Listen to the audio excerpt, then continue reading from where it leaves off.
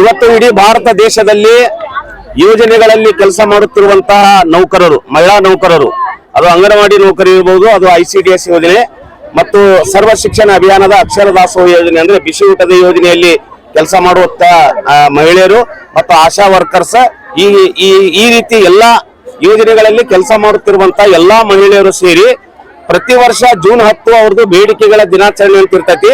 ಆದ್ರೆ ಈ ವರ್ಷ ನಾವು ಆ ಬೇಡಿಕೆಗಳ ದಿನಾಚರಣೆಯನ್ನ ಕಪ್ಪು ದಿನಾಚರಣೆಯಾಗಿ ಪರಿವರ್ತನೆ ಮಾಡಿ ಇವತ್ತ ಕಪ್ಪು ದಿನಾಚರಣೆಯನ್ನ ಆಚರಣೆ ಮಾಡಿಸ್ತೀವಿ. ಯಾಕೆ ಕಪ್ಪು ದಿನಾಚರಣೆ ಮಾಡಾಕ್ತಿವಿ ಅಂತಂದ್ರೆ ಈ ಯೋಜನೆಗಳಿಗೆ ಕೊಡುವಂತ ಅನುದಾನವನ್ನ ಕೇಂದ್ರ ಸರ್ಕಾರ ಆಗ್ಲಿ ಅಥವಾ ರಾಜ್ಯ ಸರ್ಕಾರ ಆಗ್ಲಿ ಆ ಎರಡೂ ಸರ್ಕಾರಗಳು ಪ್ರತಿ ವರ್ಷ ಅನುದಾನವನ್ನ ಕಡಿತ ಮಾಡ್ಕೊತ ಬರಾಕ್ತಾರ. ಇದರ ಅರ್ಥ ಏನಪ್ಪಾ ಅಂತಂದ್ರೆ ನಮಗೇನು ಹೆದರಿಕೆ ಅಂತಂದ್ರೆ ಈ ಅನುದಾನಗಳನ್ನ ಕಡಿತ ಮಾಡಿ ಈ ಯೋಜನೆಗಳನ್ನ ಅಶಕ್ತ ಮಾಡಿ ಅಂದ್ರೆ ಅದನ್ನ ಬಲಹೀನ ಮಾಡಿ ಇವತ್ತು ಖಾಸಗೀಕರಣ ಮಾಡಿ ಒಗೆಯುವಂತ ಒಂದು ಕುತಂತ್ರ ಇವತ್ತು ಕೇಂದ್ರ ಮತ್ತು ರಾಜ್ಯ ಸರ್ಕಾರ ಮಾಡ್ತಾ ಇದೆ. ಅದಕ್ಕೆ ಈ ಖಾಸಗೀಕರಣದ ನೀತಿಯನ್ನ ಕೈ ಬಿಡಬೇಕನ್ನುವಂತ ನಿಟ್ಟಿನಲ್ಲಿ ಇವತ್ತು ನಾವು ಕಪ್ಪು ದಿನಾಚರಣೆಯನ್ನ ಆಚರಣೆ ಮಾಡಾಕ್ತೀವಿ. ಅದೇ ರೀತಿಯಲ್ಲಿ ಇವತ್ತ ಅಂಗನವಾಡಿಯವರಾಗ್ಲಿ ಮತ್ತು ಅಕ್ಷರ ದಾಸೋಹ ಯೋಜನೆಯವರಾಗ್ಲಿ ಮೇಲಿಂದ ಮೇಲೆ ಕೆಲಸದ ಹೊರೆಗಳು ಮಾತ್ರ ಹೆಚ್ಚಾಗತ್ತವು. ಆದ್ರೆ ಯಾವುದೇ ರೀತಿಯಿಂದ ಅವರಿಗೆ ಒಂದು ಕೆಲಸಕ್ಕೆ ತಕ್ಕಂತೆ ಅಂದ್ರೆ ಶ್ರಮಕ್ಕೆ ತಕ್ಕಂತೆ ಇವತ್ತು ವೇತನ ಕೊಡ್ತಾ ಇಲ್ಲ. ಈಗಾಗಲೇ ಸುಪ್ರೀಂ ಕೋರ್ಟ್ ಸಮಾನ ಕೆಲಸಕ್ಕೆ ಸಮಾನ ವೇತನ ಅಂತ ಹೇಳಿ ಆದೇಶ ಮಾಡೈತಿ. ಯಾವ ರೀತಿ ಸಮಾನ ಕೆಲಸಕ್ಕೆ ಸಮಾನ ವೇತನ ಅಂತಂದ್ರೆ ಒಂದ್ ಅರ್ಥ ನಿಮ್ಗೆ ಹೇಳ್ಬೇಕಂತಂದ್ರೆ, ಉದಾಹರಣೆ ಇವತ್ತು ಹಾಸ್ಟೆಲ್ ನಲ್ಲಿ ಕೆಲಸ ಮಾಡುವಂತ ಅಡಿಗೆದಾರ ಏನಿದ್ದಾರೆ ಅವರಿಗೆ 12,000 ರಿಂದ 20,000 ರೂಪಾಯಿ ಪಗಾರ ಇದೆ. ಇವತ್ತ ಶಾಲೆಯಲ್ಲಿ ಬಿಸಿ ಅಡಿಗೆ ಮಾಡುವಂತವ್ರಿಗೆ ಕೇವಲ 4,600 ರೂಪಾಯಿ ಇದೆ. ಎಲ್ಲಿದೆ ಸಮಾನ ಕೆಲಸಕ್ಕೆ ಸಮಾನ ವೇತನ? ಅದಕ್ಕೆ ಸರ್ಕಾರದವರು ಅರ್ಥ ಮಾಡ್ಕೋಬೇಕು. ಸಮಾನ ಕೆಲಸಕ್ಕೆ ಸಮಾನ ವೇತನ ಸುಪ್ರೀಂ ಕೋರ್ಟ್ ಹೇಳತಂದ ಮೇಲೆ ಅದನ್ನು ಕೊಡ್ಲೇಬೇಕನ್ನುವಂತ ಒಂದು ಬೇಡಿಕೆ. ಮತ್ತು ಇತ್ತೀಚೆಗೆ FRS ಅಂತ ಹೇಳಿ ಅಂದ್ರೆ ಮುಖ ಪರಿಚಯವನ್ನ ಮಾಡಿಕೊಡ್ಬೇಕು, ಮಕ್ಕಳ ಮುಖ ಪರಿಚಯ ಮಾಡಿಕೊಡ್ಬೇಕನ್ನುವಂಥದ್ದು FRS ಅಂತ ಹೇಳಿ. ಅಂದ್ರೆ ಒಂದೊಂದು ಬಹಳಷ್ಟು ಗ್ರಾಮಗಳಲ್ಲಿ ಇವತ್ತು ಟವರ್ಗಳು ಇಲ್ಲದೆ ಇರುವುದರಿಂದ FRS ಅನ್ನ ಮಾಡ್ಲಿಕ್ಕೆ ಆಗ್ತಾ ಇಲ್ಲ. ಇದನ್ನೇ ಒಂದು ನೆಪ ಇಟ್ಕೊಂಡು ಅಧಿಕಾರಿಗಳು ಅವರಿಗೆ ನೋಟಿಸ್ ಕೊಟ್ಟು ಕೆಲಸದಿಂದ ವಜಾ ಮಾಡುವಂತ ಪ್ರಕರಣಗಳು ನಡೆಯಕತ್ತವು.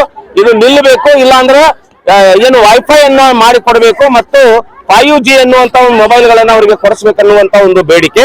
ಮತ್ತು ಅಂಗನವಾಡಿ ನೌಕರರು ಮತ್ತು ಬಿಸಿ ಊಟದ ನೌಕರು ಏನಿದ್ದಾರೆ ಅವರಿಗೆ ಕನಿಷ್ಠ ವೇತನ ಶೆಡ್ಯೂಲ್ ನಲ್ಲಿ ಅಂದ್ರೆ ಕನಿಷ್ಠ ವೇತನ ಕಾಯ್ದೆಯಲ್ಲಿ ತರಬೇಕು. ಅವರಿಗೆ ಕನಿಷ್ಠ ವೇತನವನ್ನ ನಿಗದಿ ಮಾಡ್ಬೇಕು. ಯಾಕಂತಂದ್ರೆ ICDS ಯೋಜನೆ ಇಂಟಿಗ್ರೇಟೆಡ್ ಚೈಲ್ಡ್ ಡೆವಲಪ್ಮೆಂಟ್ ಸ್ಕೀಮ್ ಅಂತಾರೆ, ಸಮಗ್ರ ಬಾಲ ವಿಕಾಸ ಯೋಜನೆ ಬಂದು 50 ವರ್ಷ ಆದ್ರೂ ಇವತ್ತು 50 ವರ್ಷದಿಂದ ಅಂಗನವಾಡಿ ನೌಕರರು ಕೇವಲ ಗೌರವಧನದಲ್ಲಿ ದಿನಗಳನ್ನು ಕಳೆಯಾಕತ್ತಾರೆ. ಆದ್ರೆ ಯಾವುದೇ ರೀತಿಯಿಂದ ಸರ್ಕಾರ ಅವರಿಗೆ ಒಂದು ಕನಿಷ್ಠ ವೇತನ ನಿಗದಿ ಮಾಡಿಲ್ಲ. ಅವರಿಗೆ ಕನಿಷ್ಠ ವೇತನ ನಿಗದಿ ಮಾಡಬೇಕು ಅಂತ ಹೇಳಿ ಬಿಸಿ ಊಟದ ಯೋಜನೆಯಲ್ಲಿ ಕೆಲಸ ಮಾಡುವಂತ ಬಡ ಮಹಿಳೆಯರು 26 ವರ್ಷದಿಂದ ಕೆಲಸ ಮಾಡಾಕ್ತಾರೆ. 300 ರಿಂದ ಅವರು ಏನು ಕೆಲಸ ಚಾಲೂ ಮಾಡಿದ್ರು, ಹೋರಾಟ ಮಾಡಿ ಇವತ್ತು ಅವ್ರಿಗೆ 4,600 ಪೇಮೆಂಟ್ ಕೊಡಾಕ್ತಾರೆ ಸರ್ಕಾರದವರು. ಈ 4,600 ಎದಕ್ಕೂ ಸಾಲುವುದಿಲ್ಲ. ಇವತ್ತು ಪ್ರಧಾನ ಮಂತ್ರಿ ಆಗ್ಲಿ ಅಥವಾ ಮುಖ್ಯಮಂತ್ರಿಯವರು ಎಲ್ಲೇ ಒಂದ್ ಕಡೆ ಹೋಗಿ ಒಂದು ಟಿಫಿನ್ ಮಾಡಿದ್ರೆ 5,000 ರೂಪಾಯಿ ಟಿಫಿನ್ ಮಾಡ್ತಾರ. ಆದ್ರೆ ಇವ್ರಿಗೆ ಮಾತ್ರ ಒಂದು ತಿಂಗಳಿಗೆ 4,600 ರೂಪಾಯಿ ಅಂದ್ರೆ ಇದು ಮಲತಾಯಿ ಧೋರಣೆ ಇದೆ. ನಾವು ಹೇಳಕತ್ತೀವಿ 4,600 ಅದು ಕೊಡ್ಬೇಡ್ರಿ. ಒಂದು ತಿಂಗಳು ನೀವು MLAಗಳು, MP ಗಳು, ಪ್ರಧಾನಮಂತ್ರಿಗಳು, ಮುಖ್ಯಮಂತ್ರಿಗಳು 4,600 ರೂಪಾಯಿದಲ್ಲಿ ಒಂದು ತಿಂಗಳ ಕಳೆಯುವಂತದ್ದು ನೀವು ಮಾಡಿ ತೋರಿಸ್ರಿ. ನಾವೇನೈತೆ 4,600 ರೂಪಾಯಿನ ತಗೋತೀವಿ ಅಂತೇಳಿ ನಾವು ಹೇಳಿಕ್ಕೆ ಇಚ್ಛೆ ಪಡ್ತೀವಿ. ನಮಗೆ ಮಿನಿಮಮ್ ಏಜ್ ಇವತ್ತಿನ ಇದ್ರ ಪ್ರಕಾರ ಇವತ್ತಿನ ಕ್ಯಾಲರಿ ಏನು 2,700 ಕ್ಯಾಲರಿ ಊಟ ಏನು ಬೇಕಾಗಿತ್ತು ಮನುಷ್ಯಾಗ, ಆ ಕ್ಯಾಲರಿ ಊಟ ಲೆಕ್ಕ ಹಾಕಿದ್ರೆ ಇವತ್ತು 31,000 ರೂಪಾಯಿ ಕನಿಷ್ಠ ವೇತನ ಬೇಕು ಅನ್ನುವಂಥದ್ದು ನಾವು ಲೆಕ್ಕ ಮಾಡಿ ಹೇಳಿವಿ ಈಗಾಗಲೇ. ಯಾರಿಗೆ? ಕೇಂದ್ರ ಸರ್ಕಾರಕ್ಕೆ ಹೇಳಿವಿ ಮತ್ತು ರಾಜ್ಯ ಸರ್ಕಾರಕ್ಕೆ ಹೇಳಿವಿ. ಕೇಂದ್ರ ಸರ್ಕಾರದವರು ಪ್ರತಿ ವರ್ಷ ಇದು ಮಾಡ್ತೈತಿ, ಕಾರ್ಮಿಕ ಸಮ್ಮೇಳನ ಮಾಡ್ತೈತಿ. ಅದು ಪ್ರತಿ ವರ್ಷ ಮಾಡಿ ಅಲ್ಲಿ ಠರಾವ್ ಮಾಡಿರ್ತಾರ. ಆದ್ರೂ ಏನೈತೆ ಆ ನೀತಿಗಳನ್ನ ಇವತ್ತು ಅನುಸರಿಸಕ್ ತಯಾರಿಲ್ಲ. ಆದ್ದರಿಂದ ಈ ಕೇಂದ್ರ ಮತ್ತು ರಾಜ್ಯ ಸರ್ಕಾರದ ಜನವಿರೋಧಿ ನೀತಿಗಳನ್ನು ವಿರೋಧಿಸಿ ಅಂಗನವಾಡಿಗಳಲ್ಲಿ FRS ಅನ್ನ ರದ್ದು ಮಾಡಬೇಕು. ಅಂಗನವಾಡಿಯವರಿಗೆ BLO ಮತ್ತು SR ಕೆಲಸ ಏನ್ ಮಾಡಕ್ ಸಾಕ್ತಾರ ಅದು ಬಂದಾಗಬೇಕು.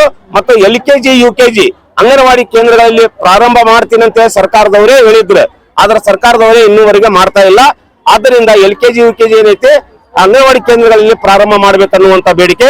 ಮತ್ತು ಅಕ್ಷರ ದಾಸೋಹ ಯೋಜನೆಯಲ್ಲಿ ಕೆಲಸ ಮಾಡುವಂತ ಅಂದ್ರೆ ಬಿಸಿ ಊಟ ಅವರಿಗೆ ಇತ್ತೀಚೆಗೆ ಮಕ್ಕಳ ಸಂಖ್ಯೆ ಕಡಿಮೆ ಐತೆ ಅಂತ ಹೇಳಿ ಕೆಲಸದಿಂದ ವಜಾ ಮಾಡುವಂತ ಒಂದು ಕುತಂತ್ರ ಮಾಡಾಕ್ತಾರ.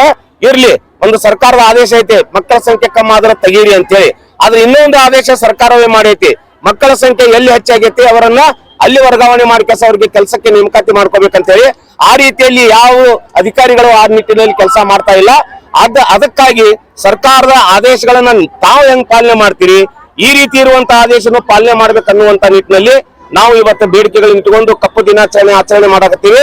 ಆದ್ದರಿಂದ ನಾವು ಸರ್ಕಾರಕ್ಕೆ ಹೇಳಕತ್ತೀವಿ, ಕೂಡಲೇ ಅಂಗನವಾಡಿ ಕೇಂದ್ರಗಳಲ್ಲಿ LKG UKG ಫಾರ್ಮ್ ಮಾಡಬೇಕು, ಮಕ್ಕಳ ಸಂಖ್ಯೆ ಆಧಾರದಲ್ಲಿ ಯಾರಿಗೂ ತೆಗಿಬಾರ್ದು ಅನ್ನುವಂತ ಬೇಡಿಕೆ ಇಟ್ಕೊಂಡು ಇವತ್ತು ಹೋರಾಟ ಮಾಡುತ್ತೀವಿ.